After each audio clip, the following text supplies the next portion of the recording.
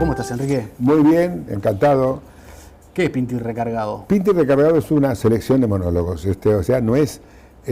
son varios monólogos que yo he hecho durante un montón de años en distintos espectáculos, pero que están totalmente revisados, más que recargados, están revisados. Y Reedición.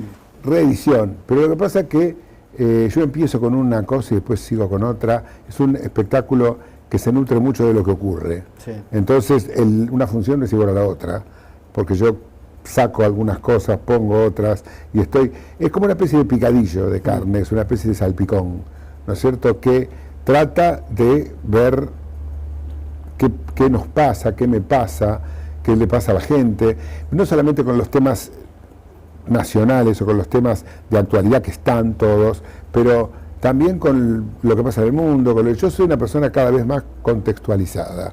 Yo ya no veo las cosas como las veía hace 40 años, como esto pasa acá, esto pasa acá, claro, esto pasa acá. Sí, tenés que tener en cuenta que pasan las cosas que pasan acá. Sí, pero hay una globalidad que pero hay una cosa que yo nunca no la tuve tan en cuenta como la tengo ahora, quizás porque a lo mejor yo viví en mi adolescencia, en mi juventud y en mi niñez, en mi adolescencia, un país más previsible. Claro. ¿Entendés? Entonces un país más previsible que todavía se decía que era el granero del mundo, tierra de paz, donde venían todos los inmigrantes a buscar como habían venido mis abuelos o mis bisabuelos y todo lo demás. Y yo vivía pensando que vivía en el mejor país del mundo. Estoy hablando del año 45 al año 55, ¿no es cierto?, que fue el gobierno de Perón que te hacía, digamos, estaba totalmente dividido como de costumbre, porque hay una cosa tremenda, ustedes también la tienen, sí, la división. Nosotros la tenemos de nacimiento. Nosotros la tenemos desde el 25 de mayo de 1810. Había una parte de los patriotas que querían seguir bajo las órdenes del rey de España. Lo que no querían era la invasión napoleónica. Por lo tanto, estaban los hispánicos monárquicos. ¿Para qué iban a hacer una revolución? ¿Para defender una monarquía? No, pero la hacían en una revolución para defender al rey de España en el exilio. Otros, era una revolución que decía, no, rompamos con los reyes y se acabó. Y otros decían, no, sería bueno ser súbditos franceses. Entonces, eso es decir, que la matriz es una matriz de conflicto. Conflicto y que de opiniones encontradas. Después vinieron los unitarios y los federales, sí, Rosas o los otros, y después vinieron los conservadores contra los radicales contra los peronistas, y ahora los peronistas contra los peronistas, los radicales contra los radicales, peronistas de izquierda, peronistas de derecha, bueno, radicales. Peronistas. Sí, de izquierda, el universo peronista. No, y radicales es igual, al radical, sí, socialdemócrata, al radical conservador, y hay conservadores que son pro Norteamérica y conservadores que son pro otra cosa. Enrique, ¿cómo es tu proceso con los monólogos? ¿Los escribís vos? Sí, todo lo hago yo. Todo lo hago yo, todo lo consigo yo. Y la escritura, digamos, es una cosa que es la base. Y después, a partir de la base, como vos me preguntás, y yo improviso, así estoy también ahí. Sí. En el teatro. Exactamente. Yo miro todo lo que ocurre. He viajado mucho también, primero como turista, después ya como para visitar amigos y para visitar familias y gente que vive ya encapsulada en distintas sociedades, claro, y entonces ellos me cuentan, y no todos piensan lo mismo, unos están conformes, otros disconformes. Conozco americanos que están orgullosos pensando que es el mejor país de la tierra, y americanos tan americanos como nosotros que dicen esto es un desastre, claro, y qué nos van a hacer ahora, y otros que no, otros que están contentísimos y dicen muy bien por la guerra de Irak, arriba, nosotros tenemos que defender nuestros intereses, y otros que dicen fue el crimen más grande de la historia, y te lo dicen. O sea que eso me da como digamos, es como un espejo, donde yo veo las mismas cosas traducidas a otro idioma y todos llegando a la conclusión. No creo en los políticos. Nadie cree, ni los americanos, los españoles. No se cree más en los políticos. No se cree más, y eso es gravísimo, porque el político tiene que estar. El político tiene que estar, porque si no, ¿cómo es la cosa? Yo no sé gobernar. Mucha gente me dice, ¿por qué no te dedicas a la política? Porque no sé. Es como si me decís, ¿por qué no te cocino? Porque realmente voy a tener que tirar la comida a la basura. No lo sé hacer, claro, ni me interesa. Hace un tiempo veía una entrevista que te hacían en Buenos Aires y te preguntaban sobre Cristina y vos decías, lo que veo cuando veo a Cristina es una violencia reprimida. ¿Seguís pensando eso? Dije eso. Sí. No, porque no la veo reprimida. Bueno, era una entrevista vieja, capaz que ya no se reprime más. No, claro, no. Lo que sí es posible que haya dicho que veo como hubo un momento en que había como una especie de contención, pero atrás había como una furia muy importante. Pero yo creo que es una persona muy brillante, muy inteligente y muy despierta y que tiene condiciones de gobernante, ¿no? Porque después hay que ver cómo lo hace, pero tiene condiciones de gobernante, tiene cintura política y no es una advenediza. Yo se lo tengo que explicar 80 veces a gente de Puerto Rico, gente que se da porque como una trepadora, que se dedicó siempre a la política, te guste o no te guste, te resulte simpática o no antipática, es una política casi de raza, de chica. No es la mujer de. Además. No es la mujer de, esto que yo les tenía que explicar, no es la mujer de. Está ahí por su marido, me decían algunos cubanos de Miami, que yo, no, está porque tiene una carrera política. Ahora, realmente creo que la eternización en el poder, y eternización me refiero aún con procesos democráticos, claro, con reelecciones permitidas por la Constitución y todo, no es buena para nadie. El poder hay que ejercerlo un determinado tiempo, así como los éxitos también de uno. Por ejemplo, me preguntaron, ¿por qué al 10º año de salsa criolla dejaste de hacerlo? Digo, porque bueno, aunque sigue viniendo cantidad suficiente de gente, yo quería hacer otras cosas en mi vida. Entonces, creo que uno tiene que tener la capacidad de decir, hasta acá llegué, y los políticos no la tienen. Los políticos, y no es el caso de Cristina Kirchner solamente, se quieren quedar. Y se quieren quedar porque el poder tiene una sensualidad muy importante. Y se quieren quedar. Yo creo que si, por ejemplo, se gobierna 4 años, me parece que está muy bien. Y otros 4 y basta.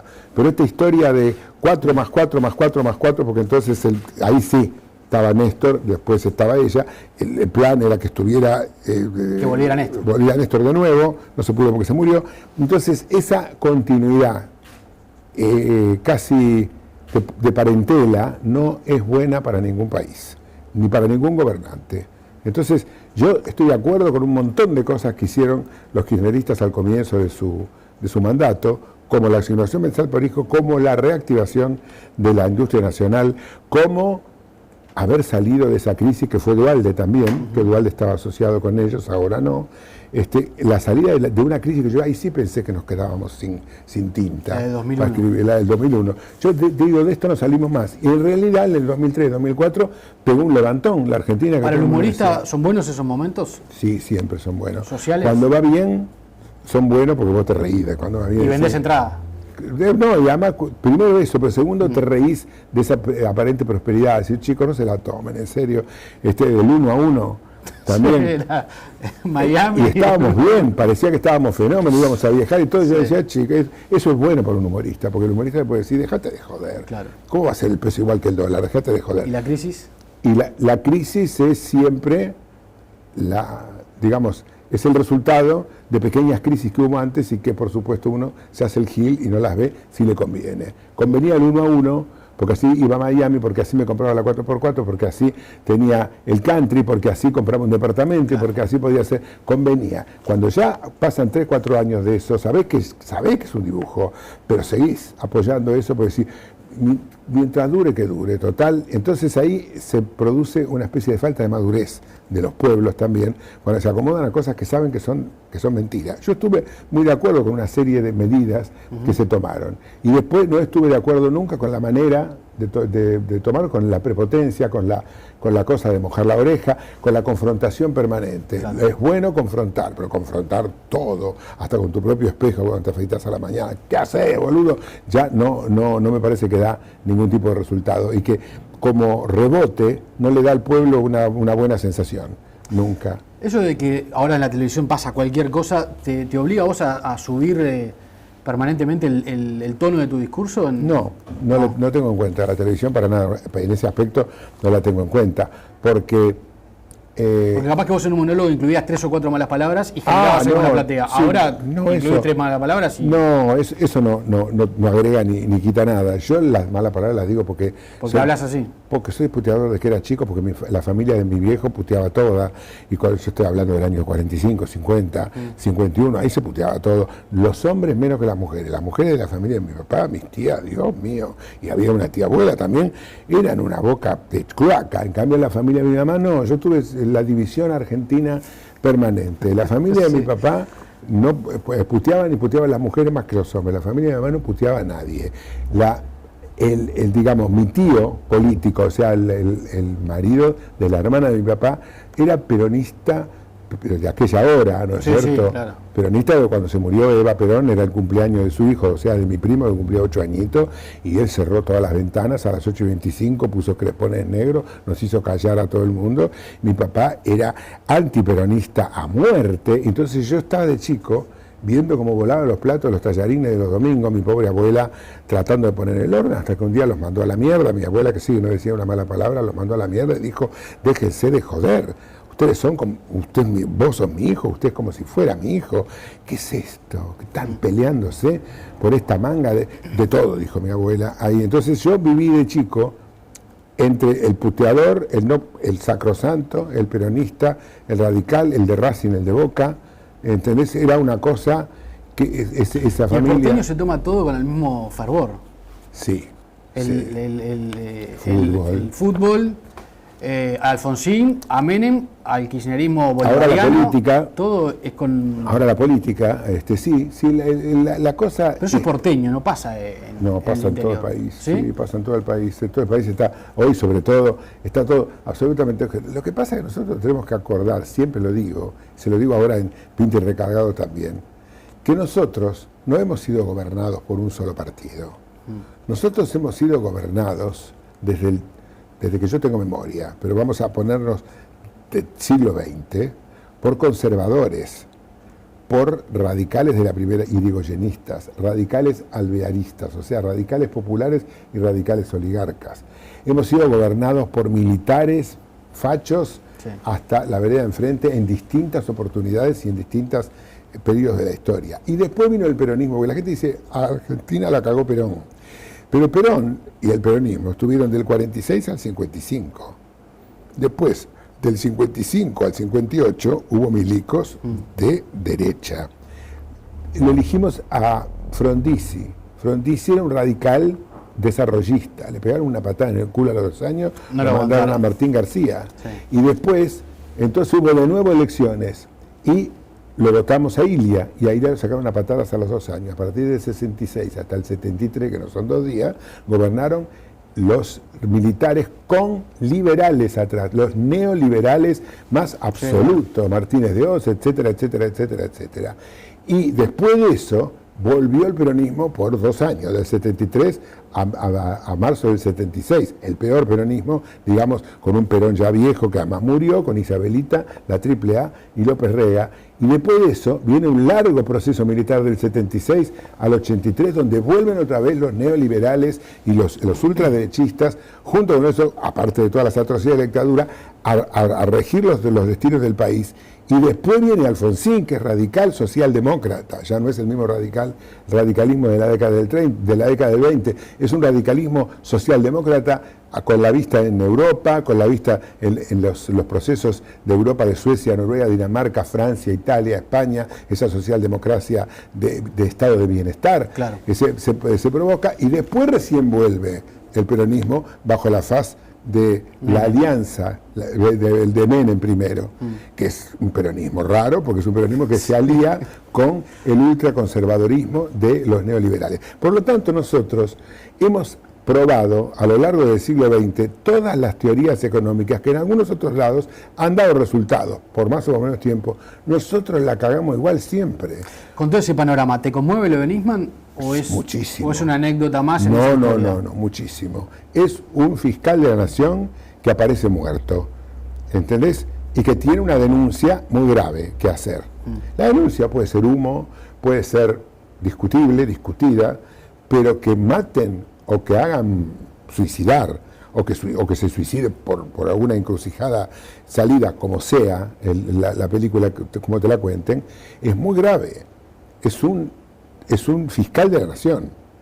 Ahora, lo que ocurre es que no se puede ser tan pueril y tan tonto de decir, esto lo mandó el gobierno, porque el gobierno sabía de qué se trataba esa denuncia. Claro. Y no lo sabía el gobierno solo. Si lo supiera el gobierno solo, hubiera sido un sobre cerrado, el tipo, tengo una bomba, como los de los chimentos, que dice, tengo una bomba, acá hay un divorcio muy raro, acá voy a decir que alguien que dice que mujer es hombre, bueno, entonces sí, es un enigmático, como le llaman. Esto claro. No era un enigmático, el tipo lo bocinó. Lo hizo público. Y lo hizo público, y sabía perfectamente que no dijo, involucro esto a grandes personalidades del gobierno, no, dijo a la presidenta, el canciller, con nombre y apellido, lo mandó con pito y cadena.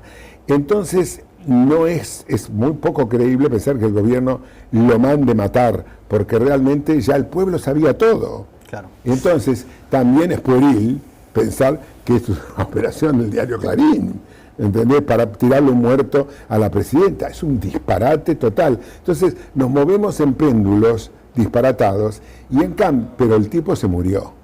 El tipo, perdón, con todo respeto, sí. es un canciller de mi país. ¿Alguna razón es hubo? un canciller, es un fiscal de mi país. Entonces, ese tipo está muerto, y eso a mí no me causa ninguna gracia, me da vergüenza como argentino, y me da temor y pavor, porque sé perfectamente que no fue ni el gobierno ni el Grupo Clarín. Es una sucia trama que va a ser, no lo vamos a saber que nunca, donde creo que tienen que ver los servicios secretos de la Argentina y de otras partes del mundo, porque ahora últimamente están metidos todos en cada quilombo internacional, sin comerla ni beberla, que no sabe de dónde puede venir el tiro. Entonces se ponen en juego muchas cosas. Fue después de los atentados de París.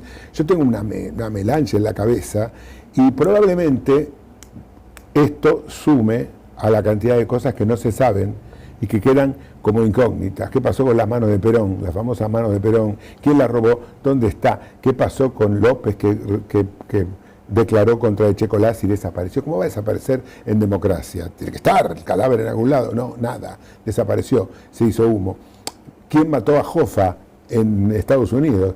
Al director del sindicato de camioneros más importante, sí. Desapareció y nunca más. Si no es que Jack Nicholson lo hace en cine, no volvemos a ver algo parecido a la cara de Hoffa. ¿Por qué mataron a Kennedy? ¿Lo mató Oswald? ¿Y por qué lo mataron a Oswald al día siguiente? ¿Y por qué a los 3 días mataron al que había matado a Oswald y quedó todo en la nada? ¿Entendés? ¿Y por qué? ¿Qué pasó con el Papa? Le dieron un tecito y el Papa, justo 3 días después de denunciar al Banco Ambrosiano, a los 2 meses de subir, reventó de un infarto, o era un envenenamiento. Son enigmas de la política internacional, y temo mucho que esto pase exactamente igual. Nadie estaba, tenía la custodia la eligió él, no era una custodia que le habían puesto. ¿Dónde fue? 3 días después o 4 días después descubren, por la parte del aire acondicionado se puede entrar. ¿Qué clase de investigación se está haciendo? Lo primero que tenés que hacer es, ¿dónde están las entradas de esta casa? Sí, ¿sabes que la puerta de servicio no tenía llave? Y digo, mirá cómo se me escapó. ¿Cómo puede ser? Y eso, más que encubrimiento, es incapacidad, que eso es lo que más miedo me da.